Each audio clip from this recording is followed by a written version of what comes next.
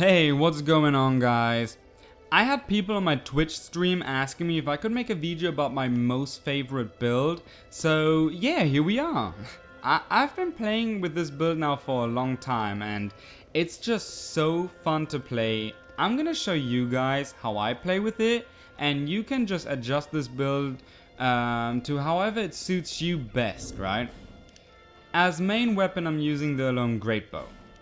Why am I not using the Dragon Slayer Greatbow? Because the Dragon Slayer needs about 0.5 seconds more until you can interact, so parry, dodge, whatever you want to do. And I want to be as fast as possible, so that's why I feel most comfortable with the Greatbow. The second weapon for me is a Berserker Blade. The second weapon is there to confuse and surprise your enemy.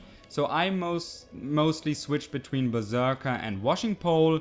So if my enemy has a long-ranged weapon, I will most likely switch to the Washing Pole that I also have a long-ranged weapon. As third weapon, I have the Shadow Dagger because you can see here I am wearing a parrying dagger.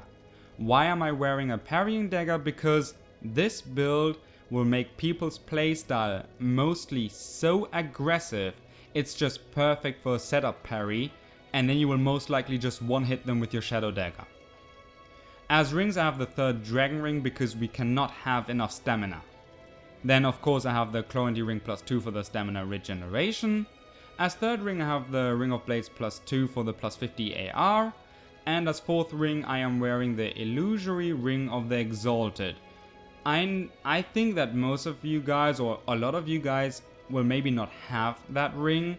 Don't worry, it's not like really important. It's just really good to have, but it's not the build will not be garbage without the ring, don't worry. Now as equipment, I'm just wearing what I think looks good. I don't care much about defense. I just want to have fun, and if I die, I wanna look good while I'm dying, and if I win, I wanna win in style, right? Usually I wear the Havel gauntlets, but that's not working right now, or I would be fat rolling, and we don't want that. So you guys can just wear whatever you want to wear. Now we have Fire Great Arrow. You can switch between fire and lightning. I use the Fire Great Arrows because I just like the little impact explosion. I think it looks good, so that's why I am using the Fire Great Arrows.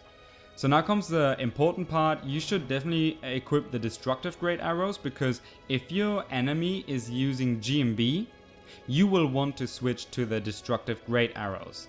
In addition, they can destroy your opponent's equipment, basically like the Corrosive Urns, but they are definitely not so strong as Corrosive Urns. And to be honest, I think I never broke someone's equipment, and if I did, I didn't hear it, and it's actually not the point. The point is to counter GMB. So that's actually it with equipment. Let's move on to my stats.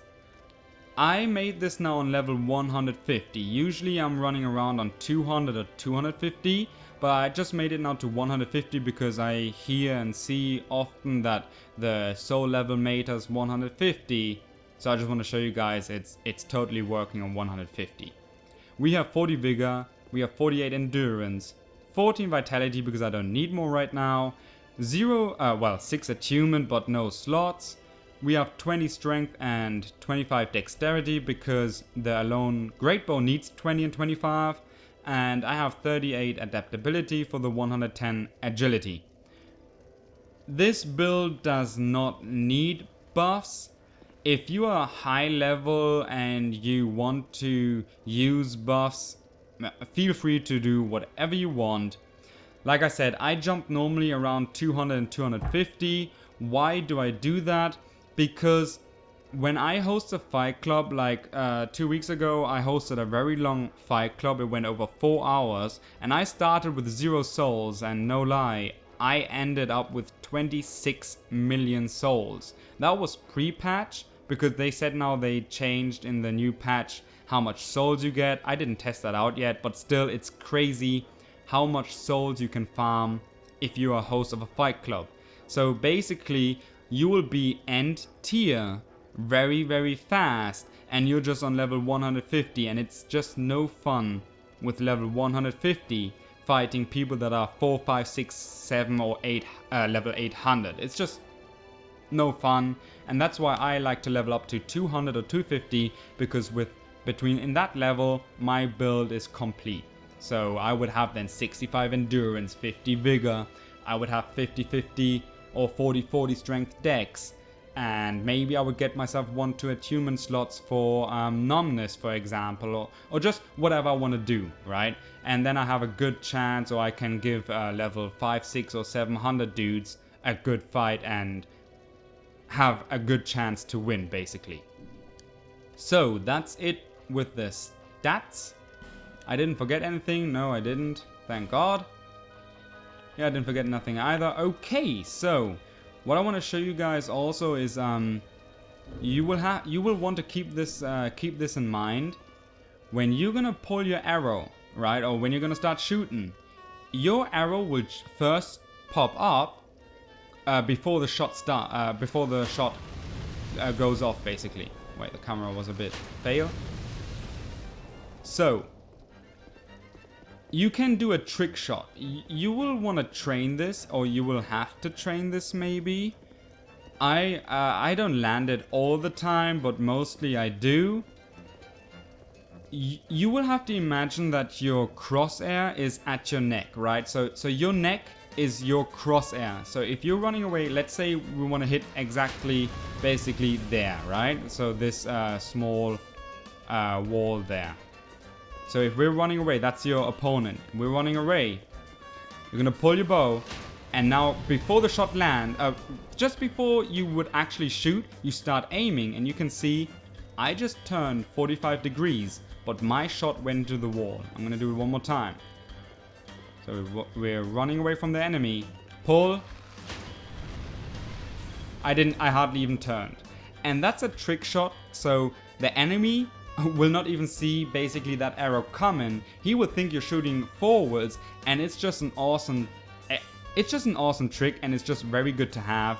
And with the illusory ring, you will most likely draw first blood or first hit, and those 300 or 400 damage that you will land directly, because he's gonna most likely people are gonna fall for that trick. It's just good to deal 400 damage straight away, and most of the people just fall for that trick 3 or 4 times. You're gonna see that because I'm gonna show you guys now different encounters and how to handle them. So yeah, here we go. So let's see what we have here. Oh, he's buffing. Okay, just one buff. He's a mage. Mages are a bit dangerous for us. Oh shit, totally failed that one. We will just have to play around a bit with the mage.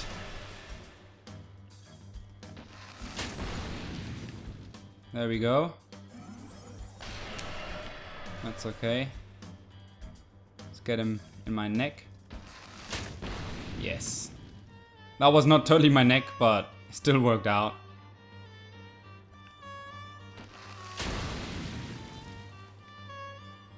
And you see, look how aggressive he is. I'm gonna parry him now. Oh, okay, I thought the attack was gonna come. Fine then. No attack.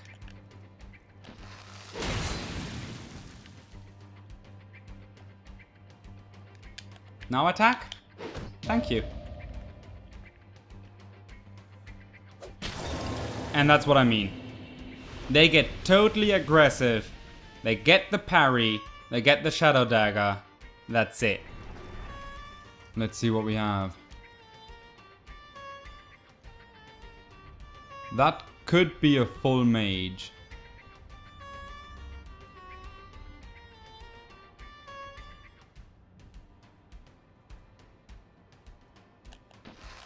But it isn't.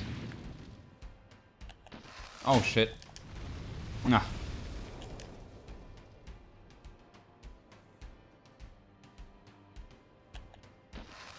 Oh. Okay, that's a downside that can sometimes happen, that when the arrow hits him in nearly before his roll is done, then he will not get knocked back. You have to keep that in mind. Now we're gonna guard break him. Yeah, that's what I wanted to show you guys. And it's over. So you, they are scared, well, basically scared because of your arrow, so they will just come in your face with their shield up, and you're just gonna set up the guard break, shadow dagger, done. Well, he's gonna be easy. There goes. First shot. He falls for it twice. That's good.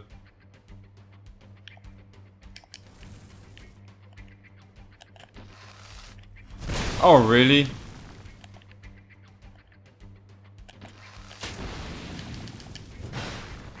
Okay, so now what I'm gonna do is I'm gonna run away a bit. And when I want to do my trick shot again, instead of really shooting, I'm not gonna shoot, because he's gonna most likely dodge, because he already knows what's going on. Or he's just gonna do that. So I hope I can show you guys. That was what I was talking about. He thought the trick shot is basically nearly coming. He dodges, but I didn't release the shot, so I tricked him into it. And there we go again. You just have to, I don't know, kind of train this a bit, you know, get a feeling for it, and then it totally works. Ah, let's just finish him off. Wherever he went. What? Thanks, Katana.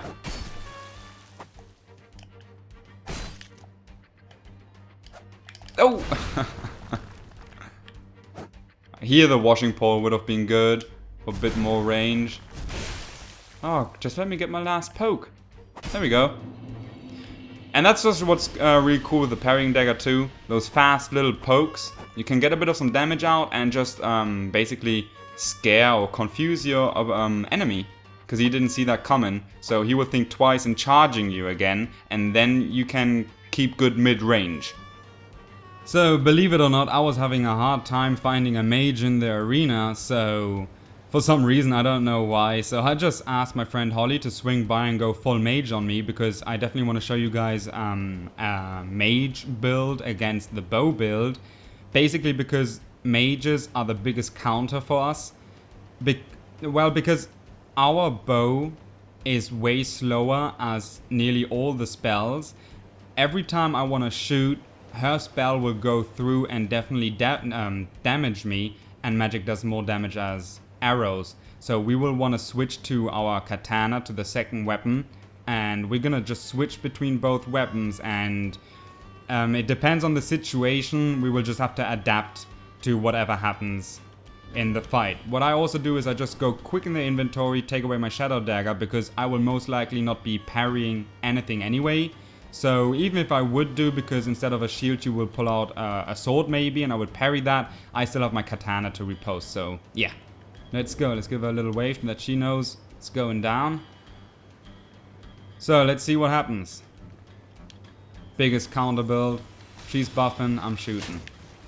And there we go.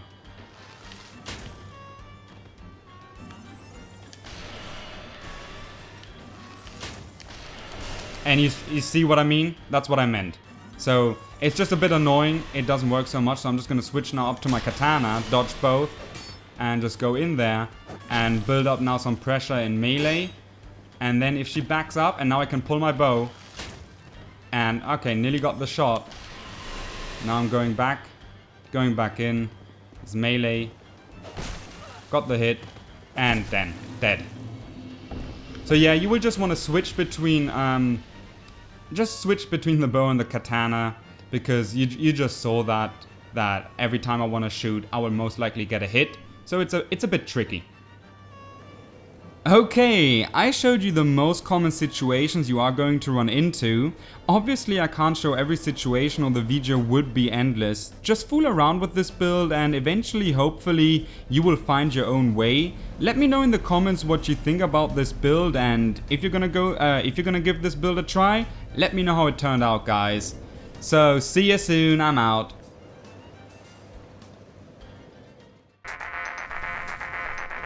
bye.